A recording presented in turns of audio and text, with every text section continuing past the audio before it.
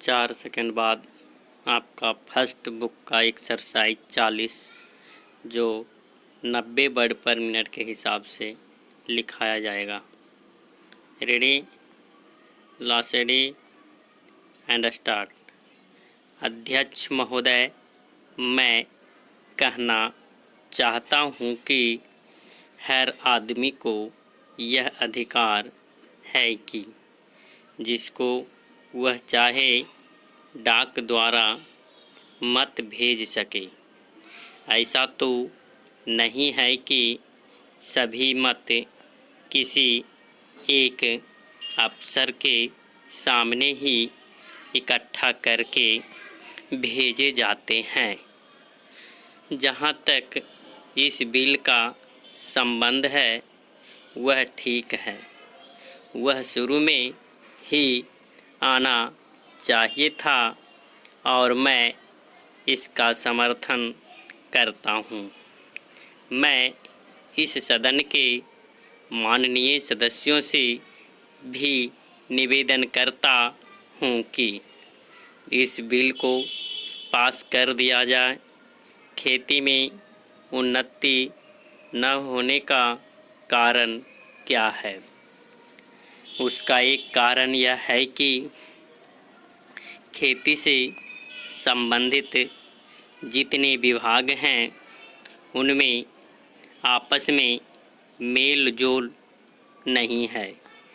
खेती के लिए अच्छी खाद की ज़रूरत है, पानी की ज़रूरत है, औजारों की ज़रूरत है और धन की ज़रूरत है।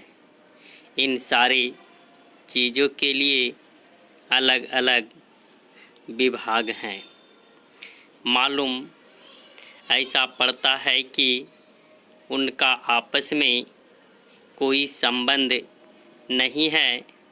वे आपस में मिलकर कोई योजना नहीं बनाते जिससे खेती की ज़रूरतें पूरी होती।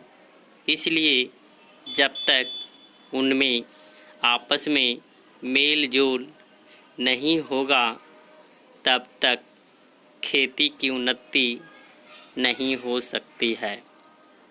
दूसरा कारण यह है कि योजना की बिल्कुल कमी है।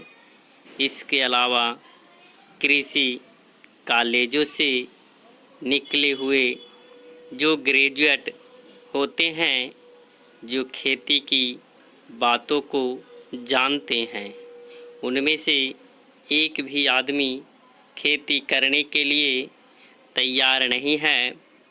सभी प्रोफेसर बनने के लिए तैयार हैं, खेती के लिए कोई भी तैयार नहीं है।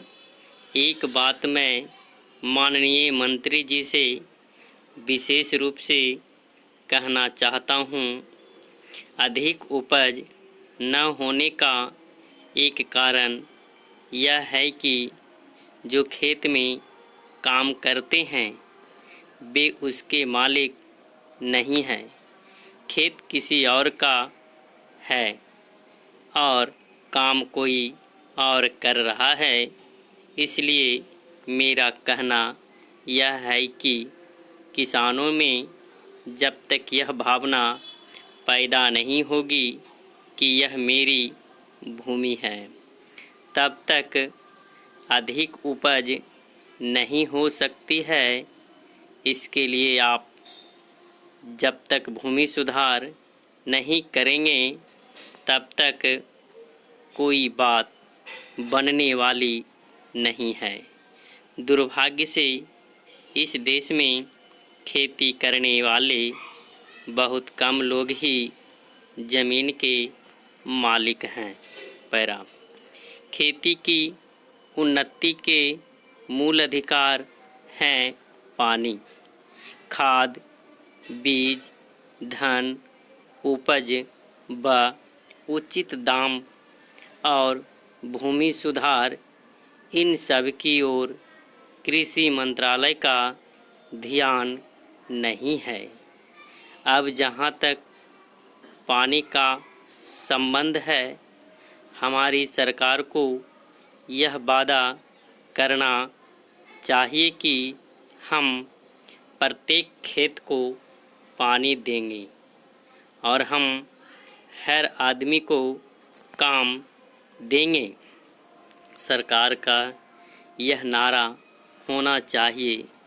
ऐसी बात नहीं है कि सरकार ने धन नहीं लगाया है, लेकिन उसने यह धन बड़े बांधों पर ही लगाया है। समाप्त।